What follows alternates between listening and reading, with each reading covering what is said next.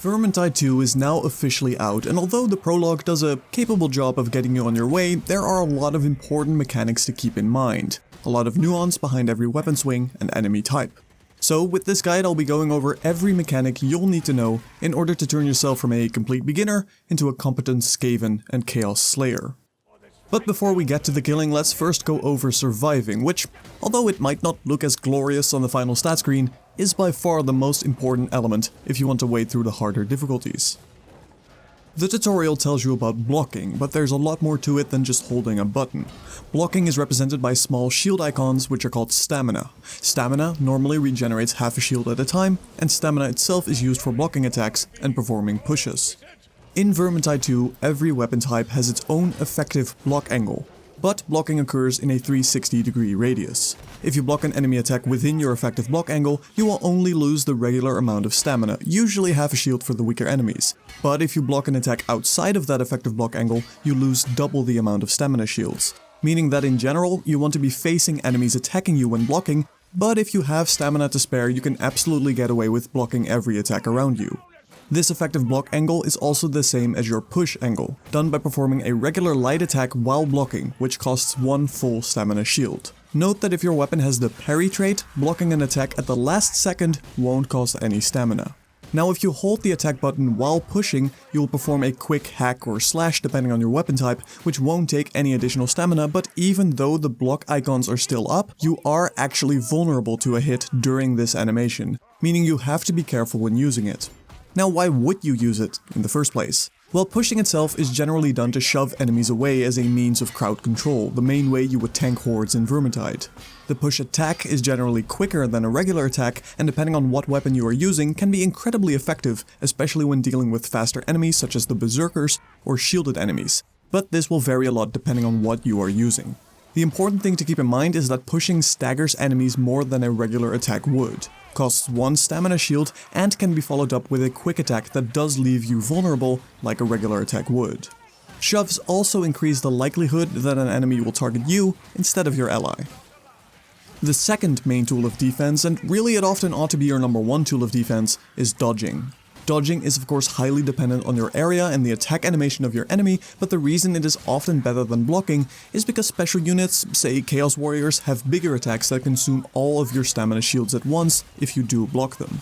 However, in most cases you can't spam dodge. Dodge doesn't cost any stamina, but the range itself is dependent on your weapon type and potential talents. Furthermore, every weapon type has its own effective dodge property, which isn't explained on the weapon itself, so you'll have to do a bit of testing. But what this boils down to is that you will dodge your maximum distance a few times until you've passed your effective dodge count, at which point you will only make an incredibly small dodge, which often isn't good enough. Any shield and weapon combination, for instance, has a very low effective dodge count, meaning these are poor weapons to be dodging with, whereas a one-handed axe with no shield has a much higher effective dodge count. This effective dodge count regenerates after a few seconds, roughly enough to get a full jump in, meaning dodging followed by a jump followed by another dodge is a good sequence of movement to get into. Considering dodge can be so tricky, it's also a really good habit to combine both blocking and dodging at the same time, meaning that if you fail to dodge, at least you block, and on the flip side, you might accidentally dodge some attacks saving you stamina. Perhaps most important yet though is knowing that you can block during almost every action you perform. If an ally goes down and you want to revive him, make sure you're blocking so you won't get interrupted, providing of course you have enough stamina. This simple trick is going to make winning maps far, far easier. Now if your character has a charge ultimate such as the Zealot or the Foot Knight, know that you can end these charges early by blocking. For the Slayer you can't end it early, but you can block during the whole jump, which makes it significantly safer once you land. Finally, blocking can also be useful to weave into your attack sequence, which means we've now finally arrived to the part where you're actively killing your enemies. Every weapon has a rather unique light attack and heavy attack sequence, but it's not always beneficial to go through the entire sequence. For instance, Corellion's sword and dagger combo has 2 sword swipe attacks, followed by a dagger swipe and a single target stab. Obviously against single targets that stab attack is great, but if you are fighting hordes, that stab will only make you more vulnerable, as you are now no longer hitting more than 1 target. Instead, with that sword and dagger combo you can do 2 sword light attacks, the sweep attacks, followed by a quick block which now resets your sequence, allowing you to immediately do 2 more sword sweep attacks and ignore the stab and shorter dagger swipe entirely. Likewise, weapons vary a lot in how their heavy attacks play out in regard to their light attacks. Even though heavy attacks are named as such, they aren't necessarily heavier in damage. For instance, with Bardin's two-handed hammer, you don't want to do heavy attacks against single target enemies because his heavy attacks don't do more damage, but instead do big swings, which make them ideal for weaker hordes instead. Damage values as such vary a lot depending on which weapon type you are using and which part of the attack sequence you are currently in, meaning it's a good plan to experiment with weapons and get a feel for what sequences you like best.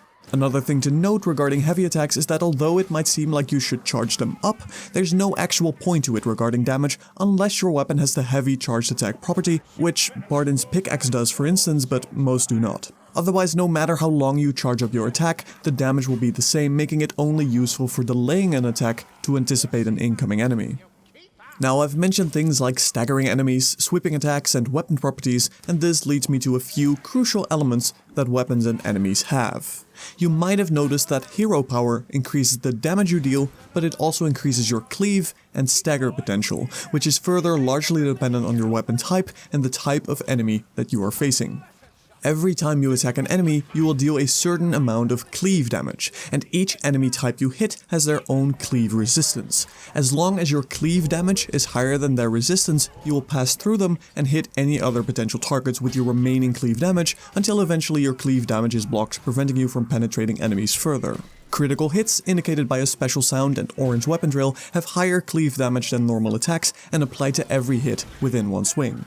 Likewise, every attack you perform staggers an opponent, and every enemy has its own stagger resistance. Staggering enemies is a crucial element in controlling the battlefield, which makes a weapon like the two-handed hammer ideal for dealing with hordes, and is such a very good tanking weapon. Staggering can also be an important element when it comes to dealing with shielded enemies, and you'll find that certain weapons, Carilion's spear for instance, have a hard time dealing with shields, whereas a two-handed hammer eventually breaks them, as they use shield-breaking attacks. Note that shield-breaking attacks won't destroy storm vermin shields, but they will open them up quicker than non-shield-breaking weapons like the spear would. Also note that you might find that the push attack is a better way to deal with shielded enemies, depending on your weapon. Dual axes, for instance, have an excellent push attack that saves you quite a bit of time when dealing with shielded enemies. When it comes to shielded enemies, other ways of dealing with them are attacking them in the back, where they can't block, or attacking them during their own attack animation. Failing that, you can hopefully resort to good old-fashioned teamwork. Then there's also the matter of armored enemies, which come in a few different shapes and sizes, most notably the Chaos Warrior, which is entirely covered in armor. Heavy strikes to the head are often your best way to go there, and in general if it looks like they have an armored body part, then attacking that part without an armor penetrating weapon is a pretty bad call. Attacking an armored location without armor penetration means you will do 0 damage, unless, notably, you score a critical hit, which will still pass through armor, meaning that if you have no alternative means of dealing with them, you can always spam and wait for the critical hit. As I'm sure you can tell by now, weapons vary greatly, and learning the sequences and how they deal with shield and armor is going to be very important. Regarding enemies, it's also important to note inherent differences between Chaos and Skaven hordes. Skaven, in general, are much weaker and have lower cleave resistance, lower stagger resistance, and inherently less health. For instance, against a Skaven horde, you might get away with spamming light attacks as you'll be killing, cleaving, and staggering them faster than they can hit you, but chances are against a Chaos horde, they will have enough resistances to damage you with the same approach.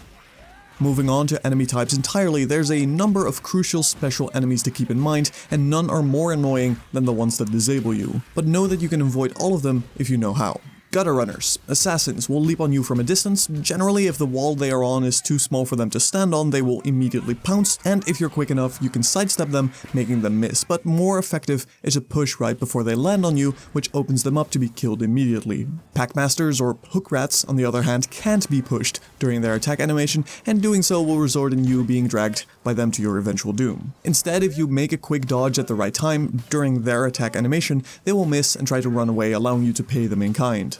Likewise, if you're fighting a leech, he will try to fire a long-range projectile, but again you can dodge this if you're fast enough. Let's talk about consumables. There's two types of healing items, healing potions or healing drafts versus healing supplies or medkits. Besides that, healing potions take significantly less time to use than medkits, and medkits can be applied to allies, which can be useful when they are carrying a tome. The way they interact with health itself is also different.